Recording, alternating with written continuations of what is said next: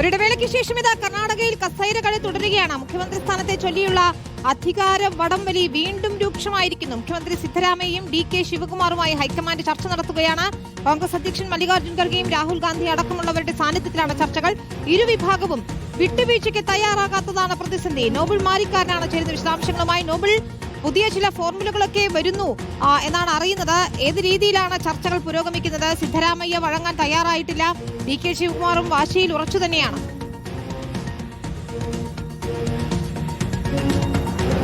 കർണാടക കോൺഗ്രസിലെ പ്രതിസന്ധി ശക്തമായി തുടരുന്ന പശ്ചാത്തലത്തിലാണ് ഇന്നിപ്പോൾ അടിയന്തര യോഗം ദില്ലിയിൽ വിളിച്ചത്. ഇന്നിപ്പോൾ രാവിലെ 11 മണിക്ക് DK ശിവകുമാറും മുഖ്യമന്ത്രി സിദ്ധരാമയ്യയും ഇന്ദിരാഭവനിൽ കോൺഗ്രസിന്റെ ദേശീയ ആസ്ഥാനത്ത് എത്തിയതാണ്. ഇതുവരെ നേതാക്കൾ പുറത്തേക്ക് വന്നിട്ടില്ല. വലിയ ചർച്ചകൾ തന്നെയാണ് നടക്കുന്നതെന്ന കാര്യത്തിൽ യാതൊരു സംശയമില്ല. ഏറെക്കുറെ 5 മണിക്കൂർ പിന്നിടുകയാണ് ചർച്ചകൾ ആരംഭിച്ചിട്ട്. മല്ലികാർജ്ജുൻ ഖർഗെയും രാഹുൽ ഗാന്ധിയും ആദ്യഘട്ടത്തിൽ സിദ്ധരാമയ്യയും അതോടൊപ്പം DK ശിവകുമാറുമായി സംസാരിച്ചു. അതിൽ സമവായം ഉണ്ടാകാതെ ഒന്നുകൂടെ രാഹുൽ ഗാന്ധി ഒറ്റയ്ക്ക് നേതാക്കളെ കാണുകയും ചെയ്തു. ആദ്യം ഇപ്പോൾ സിദ്ധരാമയ്യാണ് കണ്ടു കഴിഞ്ഞത്. ഇപ്പോൾ DK ശിവകുമാറിനെ കാണാൻ തുടങ്ങുന്നു. അല്പസമയത്തിന് കൂടിക്കാഴ്ച ഉണ്ടാകും എന്നാണ് അറിയാൻ കഴിയുന്നത്. രണ്ട് നേതാക്കളും നിലവിൽ മുഖ്യമന്ത്രി സ്ഥാനവുമായി ബന്ധപ്പെട്ട് ഒരു വിട്ടുവീഴ്ചയ്ക്കും തയ്യാറല്ല എന്നാണ് നിലവിലത്തെ ഏറ്റവും വലിയ പ്രതിസന്ധി എന്ന് പറയുന്നത്. കാരണം പ്രധാനപ്പെട്ട നേതാക്കൾ നേരത്തെ ഈ സർക്കാർ രൂപീകരിച്ച ഘട്ടത്തിൽ തന്നെ DK ശിവകുമാറിന് ഹൈക്കമാൻഡ് ഒരു ഉറപ്പ് നൽകിയിരുന്നു എന്നാണ് DK പക്ഷം പറയുന്നത്. അതായത് 2.5 വർഷം പൂർത്തിയാകുമ്പോൾ മുഖ്യമന്ത്രി സ്ഥാനം തങ്ങൾക്ക് നൽകാം എന്തായിരുന്നു ആ ഉറപ്പ്. ആ ഉറപ്പ് ഇതുവരെ പാലിക്കാത്താണ് ഇപ്പോഴത്തെ പ്രതിസന്ധി കാരണം എന്ന് DK ശിവകുമാറിന് ഒപ്പമുള്ള നേതാക്കൾ പറയുന്നു. നേരത്തെ MLA-മാരുടെ പിന്തുണ കൂടുതൽ സിദ്ധരാമയ്യക്കാണ് എന്ന് വ്യക്തമായിക്കൊണ്ടാണ് അദ്ദേഹത്തെ മുഖ്യമന്ത്രിയാക്കിയത്. പക്ഷേ കേരളത്തിലെ മുഖ്യമന്ത്രി ചർച്ച അടക്കം വന്നപ്പോൾ MLA-മാരുടെ പിന്തുണ എന്നൊരു ഘടകമല്ലാതെ VD സതീശനെ മുഖ്യമന്ത്രിയാക്കിയെന്നടക്കമുള്ള കാര്യങ്ങളും ഈ ചർച്ചകളിൽ നേതാക്കൾ ഉന്നയിച്ചു എന്നാണ് നമുക്ക് വിവരമുള്ളത്. നിലവിൽ നിരവധി ഫോർമുലകൾ ഇതുമായി ബന്ധപ്പെട്ട് ഹൈക്കമാൻഡിന് മുന്നിൽ ഉണ്ട്. അതായത് ഏറ്റവും പ്രധാനപ്പെട്ട കാര്യം എന്ന് പറയുന്നത് DK ശിവകുമാറിനെ മുഖ്യമന്ത്രിയാക്കുക, ഒപ്പം സിദ്ധരാമയ്യയെ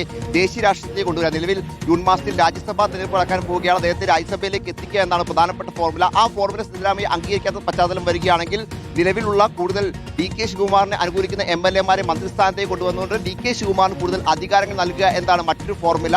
നേരത്തെ പല ഘട്ടങ്ങളിൽ ചർച്ചകൾ വന്നപ്പോൾ മല്ലികാർജ്ജുൻ ഖർഗെ ദില്ലിയിൽ നിന്ന് കർണാടകത്തിൽ മുഖ്യമന്ത്രിയാക്കിയ സമവായ നീക്കമടക്കം കോൺഗ്രസ് ആലോചിച്ചിരുന്നു. പക്ഷേ അതൊന്നും സാധ്യമല്ലാത്ത സാഹചര്യമാണ് ഇപ്പോൾ ഉള്ളത് എന്നാണ് അറിയാൻ കഴിയുന്നത്. അവസാന ഘട്ടത്തിൽ ഇപ്പോൾ ചർച്ചയെത്തുമ്പോൾ G. പരമേശ്വരൻ, അവിടുത്തെ ആഭ്യന്തരമന്ത്രിയാണ്, തനിക്ക് മുഖ്യമന്ത്രി സ്ഥാനം നഷ്ടമായാൽ G. പരമേശ്വരൻ മുഖ്യമന്ത്രി സ്ഥാനത്തേക്ക് ഉയർത്തി കാണിക്കാൻ പോലും സിദ്ധരാമയ്യ തയ്യാറായിട്ടുണ്ടെന്ന് സൂചനയൊക്കെ പുറത്തേക്ക് വരുന്നത്. അതായത് ചർച്ചകൾ ഇപ്പോഴും ദില്ലി ഇന്ദിരാഭവനിൽ തുടർന്നുകൊണ്ടിരിക്കുകയാണ്. 5 മണിക്കൂർ പിന്നിടുന്നു. അപ്പോഴും സമവായം ഉണ്ടാക്കാൻ കഴിഞ്ഞിട്ടില്ല. 2028 വീണ്ടും നിയമസഭാ തെരഞ്ഞെടുപ്പ് കർണാടകയിൽ വരാൻ പോകുന്നത്. ഇപ്പോഴത്തെ ഈ തർക്കം തുടരുകയാണെങ്കിൽ സംസ്ഥാനത്ത് അധികാരം തന്നെ നഷ്ടപ്പെടാൻ സാധ്യതയുണ്ട് എന്ന് MLA-മാർ നേരത്തെ ഹൈക്കമാൻഡിനെ അറിയിച്ചിരുന്നു. ആ അടിസ്ഥാനത്തിലാണ് ഹൈക്കമാൻഡ് അടിയന്തരമായി ദില്ലിക്ക് നേതാക്കളെ വിളിപ്പിക്കുകയും ഇന്നിപ്പോൾ ചർച്ചകൾ നടത്തുകയും ചെയ്ത്. ഇന്നും സമവായം ഉണ്ടായില്ലെങ്കിൽ വരും ദിവസങ്ങളിൽ വലിയ പൊട്ടിത്തെറിക്കടക്കം കർണാടകയിൽ സാധ്യത ഉണ്ട് എന്നുകൂടി നമ്മൾ എടുത്തു പറയേണ്ടതുണ്ട്. വിനീത, ശരി, നോബിളാണ്. ചർച്ചകൾ ഏതായാലും 5 മണിക്കൂർ പിന്നിടുകയാണ്.